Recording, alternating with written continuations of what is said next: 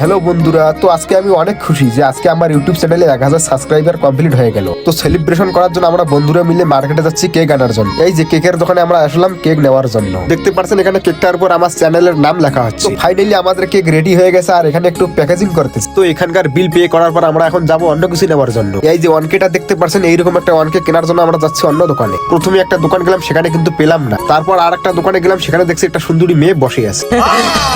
তাকে গিয়ে জিজ্ঞাসা করলাম, সে বললো দাঁড়াও একটু দেখতেছি। দেখার পর বললো তার কাছেও নাকি নেই। তারপর চলে আসলাম আমরা রুমে, আর এইটি হলো আমাদের সেলিব্রেশনের কেক। কত সুন্দর। তো ফাইনালি আমি আমার বন্ধুদের সঙ্গে নিয়ে কেক কাটতেছি। তো সবাইকে একটু করে কেক খাইয়ে দিচ্ছি।